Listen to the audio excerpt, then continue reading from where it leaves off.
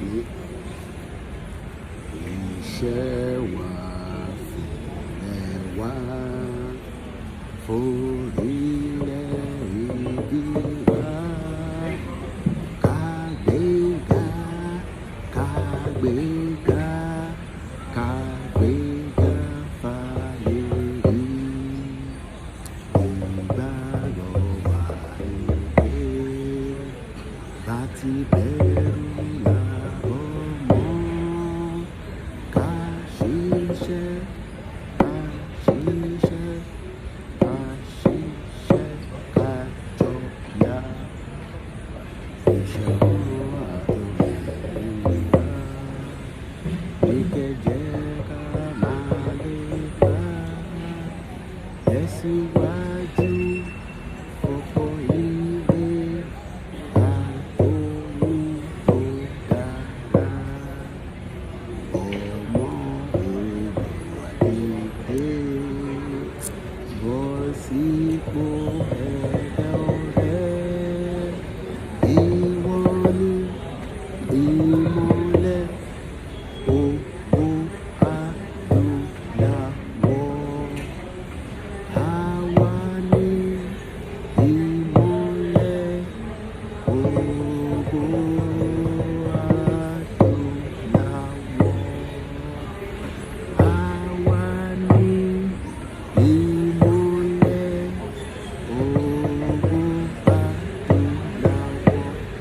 Táwọn èèyàn bá ń bi wá pé kí ló dé ta ṣe fẹ́ gba kọ́ńtì tiwa, nítorí pé a ní èdè tiwa, a ní àṣà tiwa, àwa la ní ìlú àbọ̀rọ̀mọ̀ yẹn nísìn kò sẹ́ni tó ní ìlú, àwa la ní ìlú, kò sẹ́ni kankan tó ní. Tó bá ń sọ pé ìlú ọmọ Yorùbá ló ní, àwa la ní ìlú. A kò gbọ́dọ̀ ṣe kéde, a gbọ́dọ̀ gbára wa sílẹ̀, gbára wa sílẹ̀ àbọ̀rọ̀mọ̀ yẹn nísìn, agbára wa sílẹ̀, a dẹ̀ gbọ́dọ̀ gbára wa sílẹ̀ ní kíákíá láìpẹ́ láì jìnnà. Ìdí ta ṣe ń sọ pé ọmọ Odùduwà Iléyá ẹ jẹ́ ká gbára wa sílẹ̀ o ká lè gbòmìnira ara wa o ká lè dá dúró. Torí gbogbo airport tí mo wà yìí jẹ́ n fi wọ̀nyí, mo wà nínú Istanbul airport, sórí àsí alẹ́ Yorùbá. A máa jẹ́ káwọn èèyàn mọ̀ pé ọmọ ọkọ Yorùbá ni ẹ́. Gbogbo ìlú ló máa ń gbé flag ẹ̀ káàkiri, àwa náà ó yẹ nísìn náà gbé tèmi, so that àwọn èèyàn lè fi identify eré èèyàn tá jẹ́. Kò ń ṣe fake Nigeria tó ń sọ fún wa pé Nigeria kì í ṣe country. Mo ti sọ fún ẹ ní gbogbo kò kì í ṣe country. Country ni pé wà ní Àsíá àti Amẹ́ríkà ní flag tiwọn, UK ní flag tiwọn, gbogbo èèyàn ló ní flag tọ̀dọ̀ tiwọn. So flag tilẹ̀ tiwa lélẹ̀ la fi ń pè ní Yorùbá country. Àwọn ọmọ yẹn nísìn so náà ní àní flag tọ̀dọ̀ tiwa. Ìlú kọ̀ọ̀kan ló ní flag tiẹ̀ tó jẹ́ pé Amẹ́ríkà máa gbé tiẹ̀ dání, ìtọ̀dọ̀ tiwa lélẹ̀ nísìn tí Ọlọ́run ṣe fáwa náà la fi gbéra wa ní ọmọ Yorùbá. Bọ̀ púpọ̀ ní ẹ̀fẹ́ àṣẹ́kù títọ́, wọ́n lè ní òtítọ́ máa ń korò, òtítọ́ ó máa ń korò. Ìjọ ta bá ti accept pé independent wa o kò sẹ́ni kankan tó máa wá fún wa, ó yẹ nísìn torí pé nínú airport Turkey ìlélẹ̀ owó is busy, extremely busy. Everybody is going different places.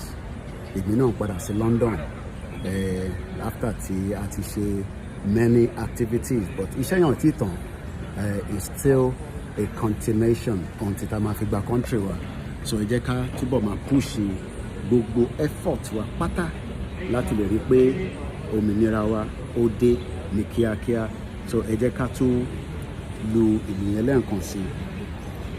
Ọmọ Yorùbá ẹ dìde, Iléyá ẹ jẹ́ ká gbára wa sílẹ̀ o ká lè rí òmìnira lò. Ẹ jẹ́ ká dìde ní kíákíá. Ọmọ Yorùbá tó ń bẹ ní Kwara ẹ dìde, ọmọ Yorùbá tó ń bẹ ní Kogi ẹ dìde, ọmọ Yorùbá tó ń bẹ ní Ọ̀ṣun gbẹ̀yìn o. Ọmọ Yorùbá tó ń bẹ ní Oǹdó ẹ dìde.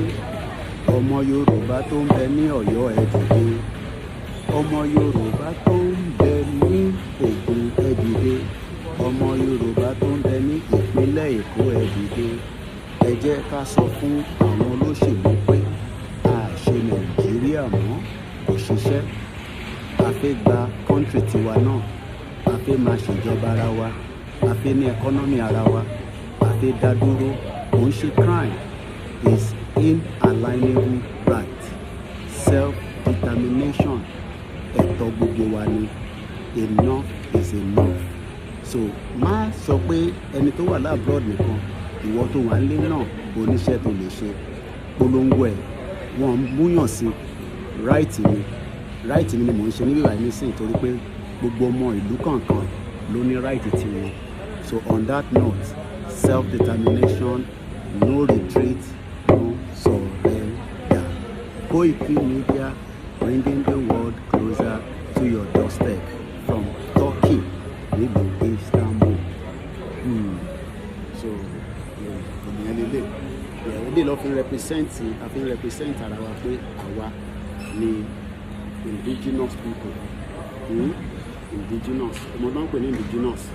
Ìlú yìí nísìn kò sẹ́ni tó ń lù, àwa la ní ìyẹn nísìn èyí lọ́ ṣe ń pè ní talking drum.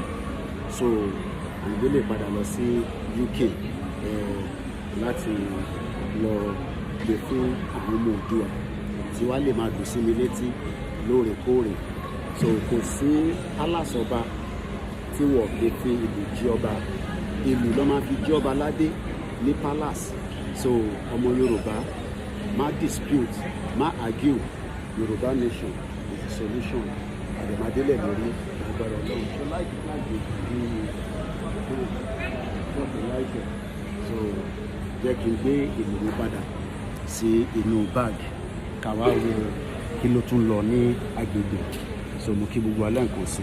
Self-determination is a right. So bí ṣe ń sọ lọ lẹ́ǹkan kọ́lọ́run Elédùmarè kó jẹ́ kí a rí ilẹ̀ wa gbà ní kíákíá kí a lè dá dúró láṣẹ Èdùmàrè. Èmi dẹ̀ mọ̀ pé dúdùn lọ́sàn máa so dúdùn lọ́sàn máa so. So má jẹ́ kíyàn kankan fún ẹ ní any reason pé it is not possible. The Yoruba people will eventually have their own independent country, and we can be able to move forward and do exactly what many countries are doing. But being part of Nigeria is no longer working, and that is why we are saying, let us exit now before it is too late. My name is OLAYOMI KOIKI, as I continue to report all the way from Istanbul airport. So I'm representing very flag in Ocean Front. Ìtàṣẹ́ ń pè ní country ní gbogbo country ló ní flag tiwọn, flag tọ̀tọ̀ tiwa lélẹ̀. So bó ṣe fine, right? You can see it, see the beauty of the flag. Bó ṣe fine, right? So nobody is going to give you your country. You got to fight to get it new. So mo rẹ̀ mọ̀ pé lágbọ́rọ̀ Ọlọ́run àwa náà máa délẹ̀ lérí àgbà country wa láṣẹ Èdùmàrè. Mo kí gbogbo ọmọ Yorùbá, mo kí bàbá Kítóyè, mo kí olóyè, mo kí YSDM, mo kí gbogbo media, mo kẹ́yìn tẹ́ wà ní diaspora, ẹ̀kọ́ àdúrótì, mo kẹ́yìn tẹ́ wà ní homeland. Kò gbọdọ̀ sú wa, kò tí gbọdọ̀ rẹ̀ wá until we achieve our desire and our goal. So as you can see, in this beautiful part of the world, many people are also doing the same thing.